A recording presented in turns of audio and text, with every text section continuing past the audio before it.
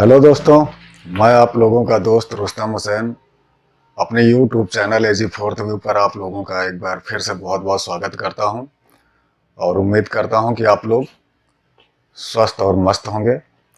साथियों, आज के इस वीडियो में जो है हम इस्लामी आदेश और उनके द्वारा उन आदेशों के अनुसार किए गए कार्यों का जो है वर्गीकरण करेंगे। इस वीडियो में संक्षेप में बात करेंगे कि उन आदेश और उसके अनुसार किए गए कामों को जो है किन श्रेणियों में रखा जाता है, तो उस पर बात करेंगे हम। लेकिन उससे पहले मैं अपने सभी व्यूअर्स को बताना चाहता हूं कि अपने जीवन का एक पॉइंट यहाँ पर आउट करना चाहता हूं कि पिछले 18-20 सालों में मैं बहुत किन्हीं कारणों की वजह से सेल्फ फोकस्ड रहा हूं। मतलब खुद पर ही ज्यादा फोकस रहा है मेरा, खुद में ही खोया सा रहा हूं मैं। तो अक्सर मेरे रिलेटिव्स को, मेरे दोस्तों को ऐसा लगता है कि नहीं, मैं थोड़ा सा अहंकारी हूँ, लोगों से कम मिलता जुलता हूँ, बात कम करता हूँ। ऐसा कुछ नहीं है, कुछ ऐसे कारण थे जिनकी वजह से पिछले 18-20 साल में बहुत ही, ऐसा समझ लो, यूं समझ लो कि खुद में ही खोया था मैं, खुद की ही दुनिया में उलझा रहा। तो शायद ऐसे बहुत कम मौके होंगे कि जब मैंने अपने घर वालों से फ़ोन पर आधे घंटे कभी बात की हो। मैं कभी गांव गया तो अपने माँ बाप से मिलने के लिए ही गया, लेकिन मुझे याद नहीं पड़ता कि मैं 1 घंटा उनसे बात कर पाया हूँगा। उतनी ही बातें मैं अक्सर लोगों से किया जितनी मतलब ज़रूरी थी, कि उतना तो करना ही है, उसके बिना काम नहीं चलेगा, ऐसे दोस्तों के भी साथ।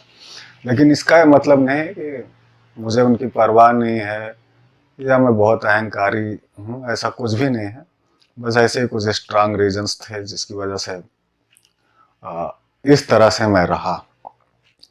तो मैं उन सभी रिलेटिव से कहना चाहता हूँ, अपने दोस्तों से कहना चाहता हूँ कि आ, मैं आप सबसे बहुत प्यार करता हूँ और आप सबकी मुझे ज़रूरत है। हमारे व्यूअर्स से भी मैं यही कहना चाहता हूँ कि मुझे आप सबकी भी ज़रूरत है और आप सब मेरे लिए जो है व्यक्तिगत रूप से सम्मानित हैं और आप सबकी परवाह है मुझे। और दोस्तों को क्या कहूँ, मैं अपने बच्चों को कभी 1 घंटे टाइम नहीं दे पाया। कोशिश कर रहा हूँ उन्हें समय देने की, तो कभी आधा घंटा, 20 मिनट। लेकिन आप लोग इतना सेल्फ केंद्रित होकर जीवन में ना जिएं, सब चीज़ों पर बैलेंस्ड फोकस्ड रख कर जिएं। आप इसे मेरी कमजोरी भी कह सकते हैं और ताकत भी कह सकते हैं, क्योंकि जो भी कमजोरी होती है वही आदमी की ताकत होती है, और जो आदमी की सबसे बड़ी ताकत होती है वही आदमी की सबसे बड़ी कमजोरी भी होती है।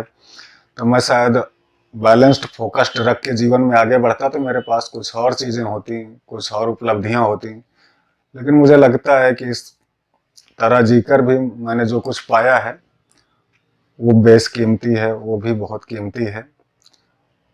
और जो पाता उसकी अपेक्षा मुझे लगता है कि जो कुछ भी मिला मुझे वो बहुत ज़्यादा ही कीमती है। लेकिन आप लोग इस तरह से इतना स्वकेंद्रित होकर ना जिए, जो है बैलेंस्ड फोकस्ड के साथ जिए, वो ज़्यादा बेहतर है। मैं यही कहना चाहूँगा। तो आज का वीडियो हमारा, जैसा कि मैं पहले ही बताया, कि इस्लामिक आर्डर्स और उसके अनुसार किए गए कृत्यों को जो है हम यहाँ पर क्लासीफाइड करेंगे और जानेंगे कि वो किन श्रेणियों में आते हैं। तो हमने यहाँ पर बोर्ड पर जो है बना के रखा हुआ है और आपको यहाँ पर सिर्फ बताना है मुझे कि पहला जो आदेश है वो ऑब्लिगेटरी, फर्ज या वाजिब में आता है। उसके जस्ट अगेंस्ट में जो भी आदेश है वो फॉरबिडन, हराम में आता है। तो फर्ज और वाजिब ऐसे आदेश हैं जिनके बारे में कुरान और हदीस में बिल्कुल स्पष्ट रूप से बता दिया गया है कि ये आपको करना है। कहीं कोई शक की गुंजाइश नहीं है, बिल्कुल खुला आदेश है करने के बारे में। ऐसे आदेश जो है फर्ज या वाजिब की श्रेणी में है। इनको करना जो है हर मुस्लिम व्यक्ति पर जो है अनिवार्य है उनके लिए। और अगर इसको करते हैं तो करने पर पुरस्कार है, और अगर इसे छोड़ते हैं तो छोड़ने पर जो है दंड के भागीदार होंगे, उन्हें दंड मिलेगा, सजा मिलेगी।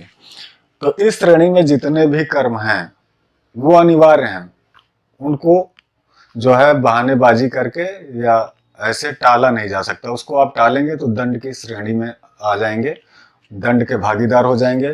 तो फर्ज और वाजिब में जितने भी आदेश हैं वो आपको करना ही करना है।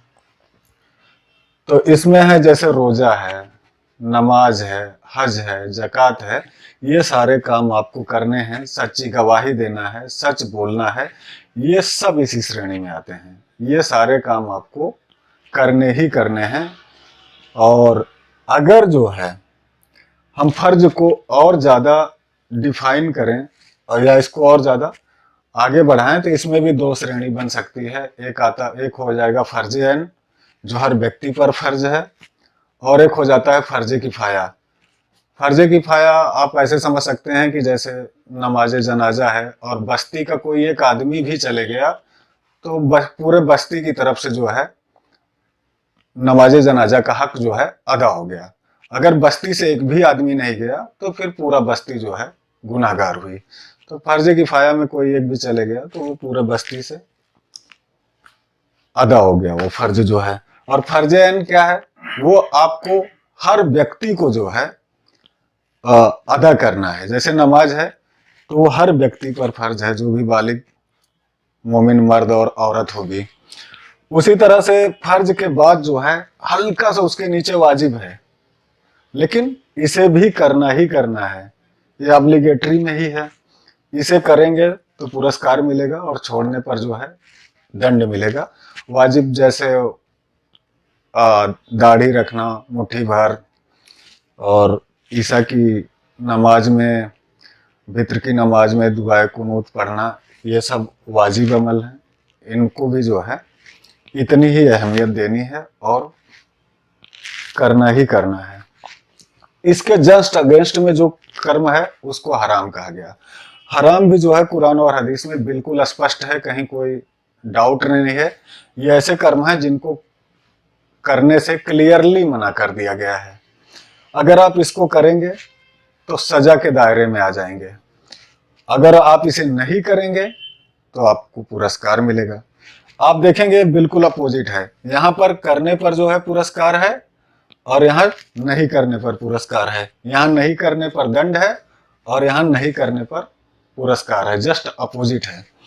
तो इन कामों में जो है ऐसे काम हैं जैसे शराब पीना, जुआ खेलना, झूठ बोलना, झूठी गवाही देना, ये सब जो है फॉरबिडन की श्रेणी में आते हैं, हराम कर्म की श्रेणी में आते हैं। इनसे हमें बचना है, और इनसे अगर हम बचते हैं तो हमें पुरस्कार मिलेगा, और अगर इन कामों को करते हैं तो हमारे लिए दंड जो है अनिवार्य हो जाएगा, दंड मिलेगा ही मिलेगा।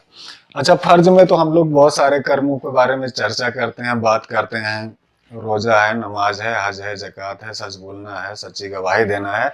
लेकिन हर बालिग मोमिन और औरत के लिए जो है इल्म हासिल करना भी जो है ना इसी श्रेणी में है।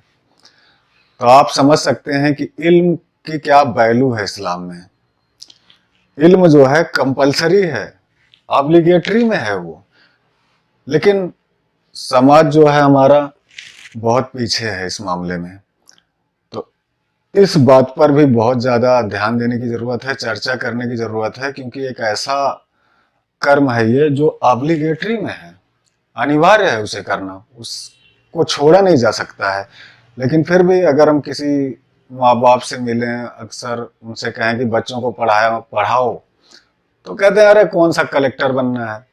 अरे तो भैया, शिक्षा का मतलब ये थोड़ी ना है कि 10,000 की नौकरी मिल जाए या 20,000 का जॉब मिल जाए। अगर आप ऐसा समझते हैं तो आप बहुत गलत समझते हैं। शिक्षा का मतलब ये है कि आपके दिमाग को इतना विकसित कर देना कि आप चीज़ों को अच्छे से महसूस कर सकें, बेहतर ढंग से चीज़ों को अच्छे ढंग से समझ सकें, और आपके दिमाग को इतना विकसित कर दिया जाए शिक्षा के माध्यम से कि कोई भी फर्जी धर्मगुरु या राजनेता आपका जो है आपकी भावनाओं का गलत इस्तेमाल ना कर सके, आपका जो है गलत यूज ना कर सके। आपको इतना ज़्यादा जागरूक बना दिया जाए। शिक्षा का मतलब ये थोड़ी है कि आपको 10,000 20,000 की नौकरी मिल जाए। वो तो कोई अशिक्षित आदमी भी व्यापार में लाखों रुपए कमा रहा होगा। तो आप शिक्षा को पैसे कमाने के हथियार के तौर पर नहीं देखें, और इस्लाम ऐसा देखता भी नहीं है। शिक्षा का मतलब है कि आपके दिमाग को इतना विकसित कर दिया जाए कि आप चीज़ों को उनके सही कॉन्टेक्स्ट में देख सकें, समझ सकें और उस पर जो है एक्शन ले सकें। बस इतना ही मतलब है शिक्षा का।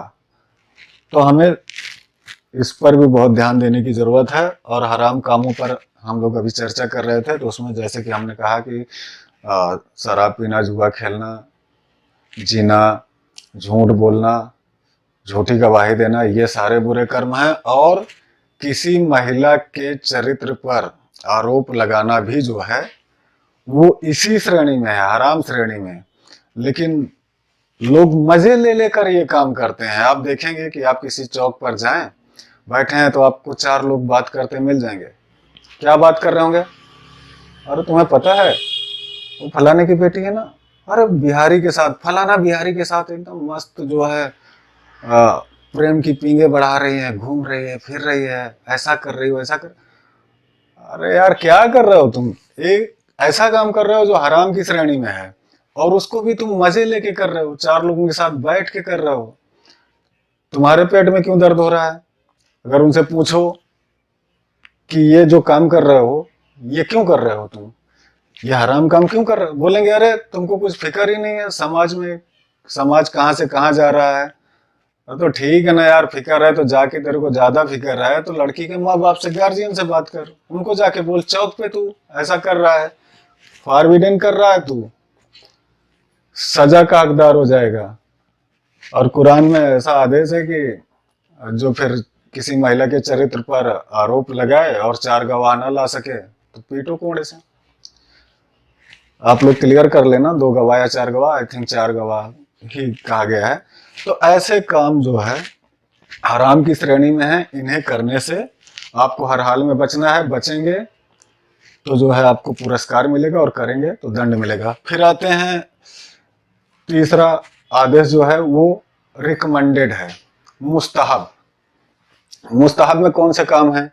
वो काम जिसे अल्लाह के रसूल जो है अक्सर करते थे, अक्सर करते रहे हैं, कभी कभी छोड़ भी दिया है। ऐसे काम जो है रिकमेंडेड की श्रेणी में है, मुस्तहब की श्रेणी में आते हैं। या ऐसे काम जो पहले इसमें थे, ऑब्लिगेटरी में थे, और बाद में उनको ऑब्लिगेटरी से हटा दिया गया, तो वो जो है रिकमेंडेड में आ गए हैं।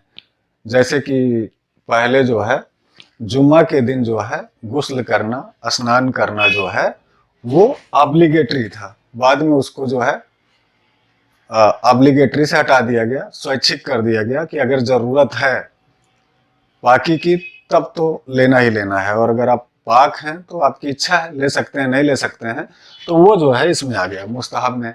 या ऐसे काम जो पहले आपने मना किए और बाद में जो है करने की इजाजत दे दी, जैसे कि कब्रों की जियारत, आपने मना किया था लेकिन बहुत जल्दी ही लोगों को इजाजत दे दी, तो वो काम जो है इस श्रेणी में आ गए। या ऐसे काम जिसको करने के लिए अल्लाह के रसूल ने जो है लोगों को प्रोत्साहित किया, इनकरेज किया कि इस काम को करो, जैसे सदका करो, लोगों पड़ोसियों के हुकूक का ख्याल रखो। जिन कामों को आपने जो है करने के लिए लोगों को इनकरेज किया, प्रोत्साहित किया कि आप लोग ये काम करें, बढ़ चढ़ के इन कामों को करने की कोशिश करें, तो वो सारे काम जो है मुस्तहब में आते हैं।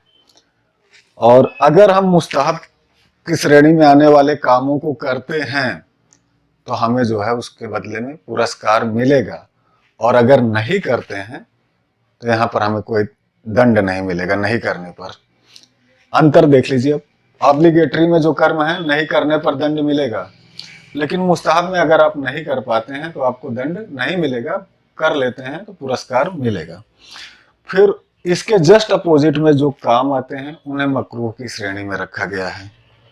ऐसे काम जो है जो अल्लाह के रसूल को पसंद नहीं थे, जिसको करने के लिए जो है लोगों को उन्होंने हतोत्साहित किया कि उनसे बचें जो है। तो इसमें ऐसे कर्म हैं कि जिनको आप नहीं करते हैं तो जो है आपको पुरस्कार मिलता है, लेकिन अगर कर लेते हैं तो आपको दंड नहीं मिलेगा। तो नहीं करने पर जो है यहाँ पर पुरस्कार है, और अगर कर लेते हैं तो आपको दंड नहीं मिलेगा। जस्ट अपोजिट है। मुस्तहब जो है, अगर आप करते हैं तो पुरस्कार मिलेगा, और नहीं कर पाते हैं तो दंड नहीं मिलेगा। मकरूह, अगर आप बचते हैं तो आपको पुरस्कार मिलेगा, और अगर नहीं बच पाते हैं तो जो है आपको दंड नहीं मिलेगा। इसमें ऐसे काम है जैसे कि लहसुन प्याज खा के मस्जिद जाना। अगर आप कच्चा लहसुन प्याज खाकर मस्जिद नहीं जाते हैं तो आपको पुरस्कार मिलेगा कि आपने जो है इसका ध्यान रखा, लेकिन अगर खा के चले भी गए तो आपको दंड नहीं मिलेगा उसके लिए। तो इसमें ऐसे काम हैं जिनको आप नहीं करते हैं तो आपको पुरस्कार मिलेगा, लेकिन अगर कर गुजरते हैं तो आप दंड से बच जाते हैं। लेकिन इन कामों से आपको बचना है, क्योंकि अगर आप इन्हें करेंगे तो बहुत सारी संभावना ये है कि ये जो है इसके नजदीक है, हराम के नजदीक है। तो अगर आप मकरूह को फ्रीली करते जाएंगे, स्वतंत्रता पूर्वक करते जाएंगे, और इससे बचने की कोशिश नहीं करेंगे, तो बहुत ज्यादा संभावना है कि आप मकरूह से निकलकर फारबिडन की श्रेणी में पहुंच जाएं और हराम कर्म करने लग जाएं। और मुस्तहब क्या है, ये नजदीक है फर्ज और ऑब्लिगेटरी के। अगर आप इस पर बहुत ध्यान देते हैं, इसको अपने जीवन में फॉलो करते हैं, तो आप बिल्कुल इसके नजदीक हैं। ये जो है आपसे छूटने के चांसेस जो है बिल्कुल कम होगा। और एक और कर्म है जिसको, एक और श्रेणी है जिसको जो है न्यूट्रल कहा गया, मुबाह। इसमें ऐसे काम हैं जिनको आप कर लें तो कोई पुरस्कार नहीं है, और करने से बच जाएं तो भी कोई पुरस्कार नहीं है। या कर लें तो कोई दंड नहीं है, नहीं करें तो कोई पुरस्कार नहीं। ये न्यूट्रल की श्रेणी में है, मुबाह की श्रेणी में है। आप लोगों के ऊपर है, आप लोग चाहें तो इसे करें, ना चाहें तो ना करें। ये आपके ऊपर बिल्कुल ऑप्शनल है। इसमें ना तो कोई पुरस्कार है, ना तो कोई दंड है। इसमें इतना ध्यान रखना है कि इसमें ऐसे भी कर्म हैं जो इसके नजदीक हैं, हराम के, और ऐसे भी कर्म हैं जो इधर के ऑब्लिगेटरी के नजदीक हैं। तो आपको बस इतना ध्यान रखना है कि मुबाह कामों में उन कामों को करने से बचने की कोशिश करनी है आपको जो आपको हराम के नजदीक लगते हैं या वहां पर आपको ले जा सकते हैं। तो ये थी जो है कर्म और उसके अनुसार किए गए कृत्यों की एक श्रेणी। तो आप लोग, मुझे लगता है कि समझ गए होंगे, और इस बात का ध्यान रखें कि आप जो भी कर्म कर रहे हैं वो कहीं हराम की श्रेणी में तो नहीं है, मकरूह की श्रेणी में तो नहीं है। तो अगर आता है तो उनसे बचें। और ऐसे कर्म हैं जो ऑब्लिगेटरी हैं, फर्ज वाजिब हैं, तो आपको ध्यान रखना है कि वो आपसे छूट तो नहीं रहे हैं, और कोशिश करें कि उनको करें। और उसी तरह से मुस्तहब को भी जो है अपने जीवन में फॉलो करें, क्योंकि अगर आप मुस्तहब करते रहेंगे तो आपके ये छूटने के चांसेस, ऑब्लिगेटरी छूटने के चांसेस बहुत कम हो जाएंगे। और अगर इसको हम और ज़्यादा वर्गीकृत करेंगे और ज़्यादा सारणी को आगे बढ़ाएंगे, तो मैं आपको बता दूं कि फर्ज को आगे बढ़ाएंगे तो इसमें आ जाएगा फर्ज़ फर्ज किफ़ाया, जिसकी हमने यहाँ पर बात की। हराम को और ज़्यादा आगे बढ़ाएंगे तो इसमें भी दो श्रेणी बन जाएगी, गुनाहे कबीरा, गुनाहे सगीरा। तो हराम में भी दो श्रेणी बन जाएगी। मुस्तहब में आएंगे तो यहाँ भी आपको दो श्रेणी मिल जाएगी, मुअक्कदा, गैर मुअक्कदा। मकरूह को भी जो है आप आगे बढ़ाएंगे तो वहाँ भी आपको दो श्रेणी बन जाएगी, मकरूह तंजीही, मकरूह तहरीमी। तंजीही तो मैं आपको एक उदाहरण अभी दिया था, वो तंजीही ही था। जैसे लहसुन, कच्चा लहसुन प्याज खा के मस्जिद जाना, वो मकरूह तंजीही है। और तहरीमी अगर देखें तो जैसे बिना मुडेर की छत पर अगर आप सो रहे हैं तो वो मकरूह तहरीमी है, बड़ा मकरूह है। तो क्योंकि चांसेस है कि आप नींद में छत से गिर जाएं और आपको नुकसान हो जाए या आप मर भी सकते हैं, तो वो मकरूह तहरीमी है, बिना मुडेर की छत पर सोना। तो उसमें इस टाइप के अमल हैं, और आप लोग जो है उसके बारे में ज़्यादा स्टडी करके जान सकते हैं कि क्या क्या अमल हैं। यहाँ पर उन सारे कृत्यों का ब्यौरा देना जो है उद्देश्य नहीं था, उसको वर्गीकृत करना जो है हमारा उद्देश्य था। तो मुझे लगता है कि इस वीडियो में जो मैं आप लोगों को समझाना चाह रहा था वो आप लोग समझ गए होंगे कि आदेश और उनके अनुसार किए गए कर्मों की जो श्रेणी है वो कितने प्रकार की हो सकती है। तो आप लोग और ज़्यादा इस पर अपनी तरफ से डिटेल्स जुटाएं और जो काम ऑब्लिगेटरी या रिकमेंडेड में आते हैं अपने जीवन में उसे फॉलो करें, और जो भी काम फॉरबिडन या डिसअप्रूव्ड में आते हैं उनसे बचने की कोशिश करें। और मुबाह में भी ध्यान रखें कि जो काम फॉरबिडन या डिसअप्रूव्ड की तरफ ज़्यादा नज़दीक हैं उनसे वहाँ मुबाह में भी बचें। आज के वीडियो में इतना ही। मुझे लगता है कि आप लोग समझ गए होंगे। अगर आप लोगों का कोई क्वेश्चन है इससे संबंधित, इस टॉपिक से संबंधित, तो आप कमेंट बॉक्स में पूछ सकते हैं। अगर आप लोगों को हमारा वीडियो पसंद आता है तो हमारे चैनल को लाइक करें और हमारे चैनल को सब्सक्राइब करें, वीडियो को लाइक एंड शेयर करें।